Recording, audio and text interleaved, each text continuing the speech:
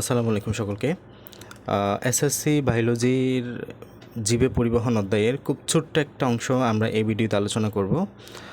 আমরা তোমাদের হৃৎপিণ্ডের গঠন এবং রক্ত সঞ্চালন পদ্ধতি, হার্ট সার্কুলেশন, হার্ট এবং এর সার্কুলেশন কীভাবে আমাদের হার্টটা সার্কুলেট করে, এটার তোমাদের এসএসসি লেভেলে তোমাদের জীববিজ্ঞান বইয়ে যতটুক কন্টেন্ট দেওয়া আছে আমরা ঠিক ততটুক কন্টেন্টের আলোকে একটু বোঝার চেষ্টা করবো ইনশাল্লাহ।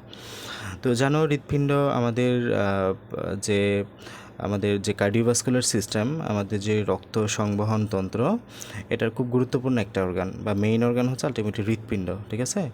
এবং আমাদের আমরা যখন মায়ের পেটে থাকি ভ্রূণ অবস্থায় 6 সপ্তাহ থেকে আমাদের হৃৎপিণ্ড হার্ট পাম্প করা শুরু করে এবং আলটিমেটলি আমাদের মৃত্যুর আগ পর্যন্ত হৃৎপিণ্ড বিট করা অব্যাহত রাখে। তো আমাদের জন্ম থেকে মৃত্যু আসলে এই হার্টটা পাম্প করে থাকে। তো আমরা একটু জানবো আমাদের এই হার্টটা কীভাবে তার পাম্পিং ক্রিয়াটা চালায় বা হার্টের আসলে গঠনটা কীরকম, ঠিক আছে। তো আমরা আসলে অত কমপ্লেক্সিটির দিকে যাব না, আমরা বইয়ের কন্টেন্ট যদি আলাদাভাবে দেখি তাহলে এটা গেল, আমরা জাস্ট এখানে খুব সরলভাবে বোঝার চেষ্টা করবো আর কি। তাহলে দেখো, আমরা একটা বক্সের মাধ্যমে যদি আমরা হার্টটা একটু আঁকার চেষ্টা করি, এখানে এই বক্সটাকে তুমি যদি একটা হার্ট চিন্তা করো এবং হার্টের মধ্যে 4টা প্রকোষ্ঠ থাকবে, ঠিক আছে। হার্টের মধ্যে টোটাল 4টা প্রকোষ্ঠ থাকবে। একটা হচ্ছে আমাদের ডান দিকে যেগুলো থাকবে, ডান দিকেরগুলোকে আমরা বলবো ডান প্রকোষ্ঠ, ডান দিকেরগুলোকে আমরা বলবো ডান প্রকোষ্ঠ, বাম দিকেরগুলোকে বলবো আমরা বাম প্রকোষ্ঠ, ঠিক আছে। ডান দিকেরগুলোকে ডান প্রকোষ্ঠ, বাম দিকেরগুলোকে বাম প্রকোষ্ঠ। এবং উপরের দিকের প্রকোষ্ঠগুলোকে আমরা বলবো যে অলিন্দ। উপরের দিকের প্রকোষ্ঠগুলোকে আমরা কি বলবো? অলিন্দ বা অ্যাট্রিয়াম। আর নিচের দিকের প্রকোষ্ঠগুলোকে আমরা বলবো যে নিলয়, ঠিক আছে। নিচের দিকের প্রকোষ্ঠগুলোকে আমরা কি বলবো? নিলয়। অট্রিয়াম বা অলিন্দ, ইংরেজিতে বলবো অ্যাট্রিয়াম, আর বাংলায় নিলয়কে বলবো ভেন্ট্রিকল, ঠিক আছে। তাহলে দেখো, খুব সহজভাবে আমরা দেখি, ডান দিকের অংশগুলোকে আমরা ডান বলবো, বাম দিকের অংশগুলোকে আমরা বাম বলবো, এবং উপরেরগুলোকে বলবো অলিন্দ, নিচেরগুলোকে বলবো আমরা নিলয়, ঠিক আছে। তাহলে ডান দিকে এবং উপরে যেটা আছে এটার নাম কি হবে? ডান অলিন্দ। এটার নাম কি হবে? ডান অলিন্দ। ডান দিকে এবং উপরে। এবং ডান দিকে এবং নিচে যেটা আছে এটার নাম হবে ডান নিলয়। ডান নিলয়, বুঝে গেছে। আর বাম দিকে এবং উপরে যেটা আছে এটাকে বলবো আমরা বাম অলিন্দ। এটাকে কি বলবা? বাম অলিন্দ। আর বাম দিকে এবং নিচে যেটা আছে এটাকে বলবো বাম নিলয়। এটাকে কি বলবা? বাম নিলয়, বুঝে গেছে। এবং আমাদের এই হৃৎপিণ্ডের টোটাল 4টা প্রকোষ্ঠ। আমাদের মানুষের হৃৎপিণ্ডের প্রকোষ্ঠ কয়টা? 4টা। ডান অলিন্দ, ডান নিলয়, বাম অলিন্দ, বাম নিলয়। এবং আমাদের যেহেতু এই কন্টেন্ট আমরা একটু পড়বো, আমরা বলে রাখি ডান অলিন্দ এবং ডান নিলয়ের মাঝে সংযোগকারী একটা ছিদ্র থাকে, যেটাকে আমরা বলবো 3 পাল্লা বিশিষ্ট কপাটিকা বা ট্রাইকাসপিড কপাটিকা। মানে এখানে 3টা কাস্প থাকে, 3টা পাল্লা থাকে। এটার জন্য আমরা এই চিত্রটাকে কি বলবো? 3 পাল্লা বিশিষ্ট কপাটিকা বা 3 পত্রী কপাটিকা। এটাকে আমরা ইংরেজিতে বলে ট্রাইকাসপিড কপাটিকা বলে থাকি। এবং বাম অলিন্দ এবং বাম নিলয়ের মাঝে আমাদের একটা ছিদ্র থাকে যাকে আমরা বলবো বাইকাসপিড কপাটিকা। বাই মানে হলো 2, মানে 2 পাল্লা বিশিষ্ট কপাটিকা। এখানে একটা কপাটিকা বা ছিদ্র থাকবে, 2 পাল্লা বিশিষ্ট কপাটিকা। তাহলে ডান অলিন্দ থেকে ডান নিলয়ের মাঝে রক্ত আসা যাওয়ার ফ্লোটা নিয়ন্ত্রণ করবে আমাদের আলটিমেটলি ট্রাইকাসপিড কপাটিকা। বাম অলিন্দ এবং বাম নিলয়ের মাঝে ফ্লোটা নিয়ন্ত্রণ করবে বাইকাসপিড কপাটিকা, ঠিক আছে। এতটুকু আমাদের জানলাম। এরপরে হলো আমাদের এই যে টোটাল হার্টটা পেরিকার্ডিয়াম নামক একটা পর্দা দ্বারা আবৃত থাকে। পেরিকার্ডিয়াম নামক একটা পর্দা দ্বারা আবৃত থাকে। ওকে, এতটুকু মোটামুটি জানবো আমরা। এরপরে এখান থেকে আর খুব একটা কিছু জানা নাই। এখন আমরা দেখব আমাদের হার্টের মধ্যে সার্কুলেশনটা মূলত কীভাবে হয়, ঠিক আছে। দেখো, আমাদের আবার যদি আমরা এই চিত্রটা আঁকি, তাহলে আমি জাস্ট সরলভাবে তোমাদেরকে বুঝিয়ে দিতে চাচ্ছি, অত কমপ্লেক্সিটিতে না গিয়ে। তাহলে দেখো, আমি যদি বাংলায় ইংরেজিতে লিখি একটু, এখানে হচ্ছে রাইট অ্যাট্রিয়াম, এটা হচ্ছে তোমার রাইট ভেন্ট্রিকল, এটা হচ্ছে লেফট অ্যাট্রিয়াম, এটা হচ্ছে লেফট ভেন্ট্রিকল। ওকে, তাহলে দেখো, আগে আমাদের দেহের উপরের যে অংশগুলো আছে, মনে করো যে হাত, পা, তারপর আমাদের দেহের মাথা, মস্তিষ্ক, উপরের যে অংশগুলো আছে, উপরের অংশ থেকে রক্ত আগে আমাদের এইখানে আসবে। এই ডান দিকে কার্বন ডাইঅক্সাইডযুক্ত রক্তটা ডান দিকে আসবে। এবং আমি এটা একটু ক্লিয়ার করছি, ডান দিকে সবসময় আমরা কার্বন ডাইঅক্সাইডযুক্ত রক্ত নিয়ে কাজ করব, বাম দিকে সবসময় আমরা অক্সিজেনযুক্ত রক্ত নিয়ে কাজ করব, বুঝে গেছে। আসো আমাদের দেহের উপরের অংশ থেকে ঊর্ধ্ব মহাশিরাটা কার্বন ডাইঅক্সাইডযুক্ত রক্ত নিয়ে আসবে। মনে রাখিও, শিরা সবসময় কার্বন ডাইঅক্সাইডযুক্ত রক্ত পরিবহন করে। শিরা সবসময় কার্বন ডাইঅক্সাইডযুক্ত রক্ত পরিবহন করে, এক্সেপ্ট পালমোনারি শিরা বা ফুসফুসীয় শিরা, যেটা ব্যতিক্রম, যেটা কার্বন ডাইঅক্সাইডযুক্ত রক্ত পরিবহন না করে অক্সিজেনযুক্ত রক্ত পরিবহন করে। এটা আমরা দেখব, এখানে আমরা আঁকবো সেটা। ওকে, তাহলে দেখো আমাদের এই দেহের ঊর্ধ্বাংশ থেকে হাত পা ইত্যাদি অংশ থেকে আমাদের রাইট এট্রিয়ামে কার্বন ডাইঅক্সাইডযুক্ত রক্তটা আসে। দেন আমাদের দেহের নিম্নাংশ আছে না, আমাদের দেহের লোয়ার লিম যেগুলো আছে, পা, এরপর আমাদের দেহের অ্যাবডোমেন মানে তোমার পেট, আমাদের নিচের অংশ থেকে এখানে আমাদের নিম্ন মহাশিরা, এটাকে বলবা সুপিরিয়র ভেনা কাবা বা ঊর্ধ্ব মহাশিরা। মানে এটা মহাশিরা কেন? স্বাভাবিক শিরার চাইতে বড়, এই জন্য এটাকে আমরা বলবো মহাশিরা। বুঝে গেছে? আর এটা নিম্ন মহাশিরা কেন? স্বাভাবিক শিরার চাইতে এটা বড়, মানে অনেকগুলা শিরা মিলে মহাশিরা গঠন করে, তো এই জন্য এটাকে আমরা বলবো মহাশিরা। আর ইংরেজিতে বলবো সুপিরিয়র ভেনা কাবা।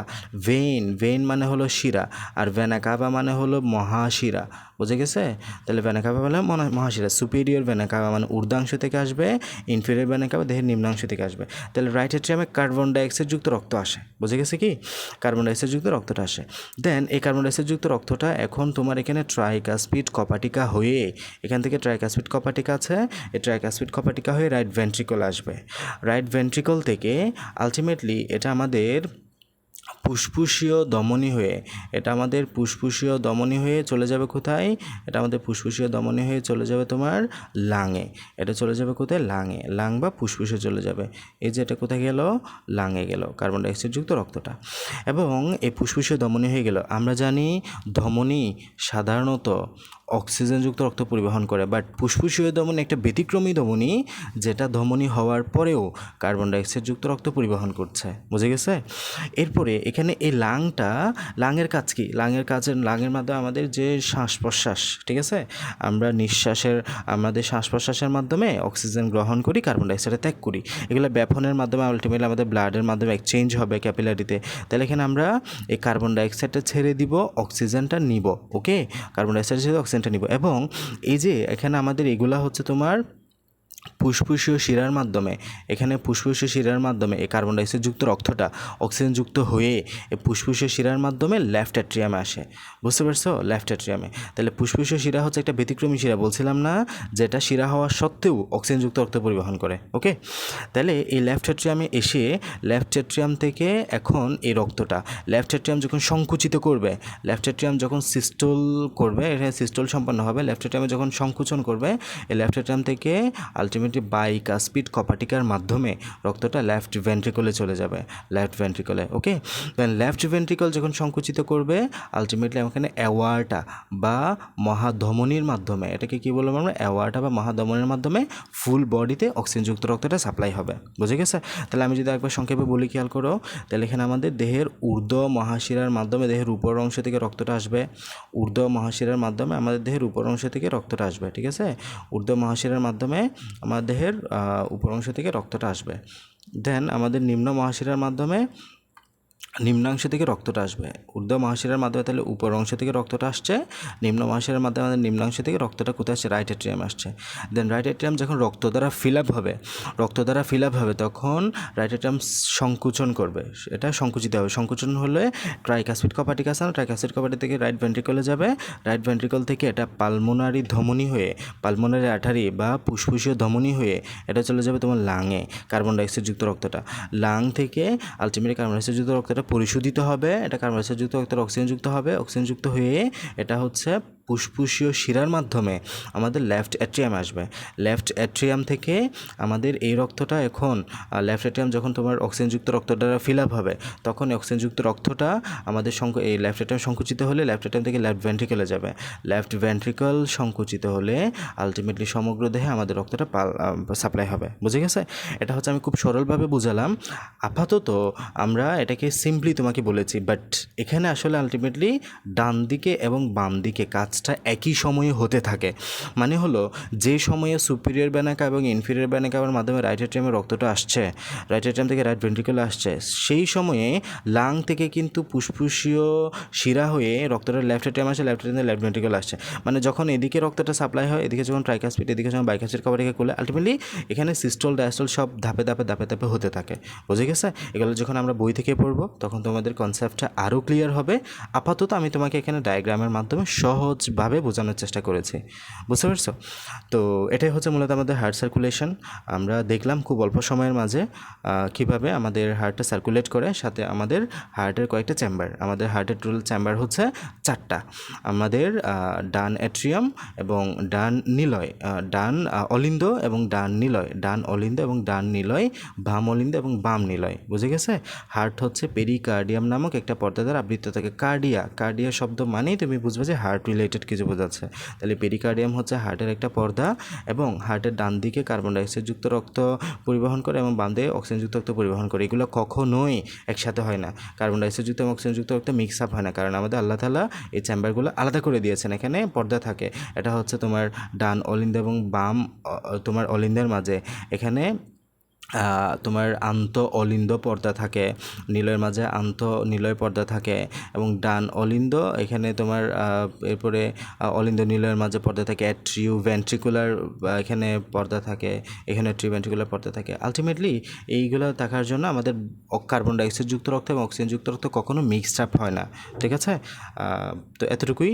আমরা নেক্সট দিন বা অন্য দিন আরও ইন্টারেস্টিং কোনো টপিক নিয়ে আলোচনা করবো ইনশাল্লাহ। সবাইকে অনেক অনেক ধন্যবাদ। আসসালামু আলাইকুম।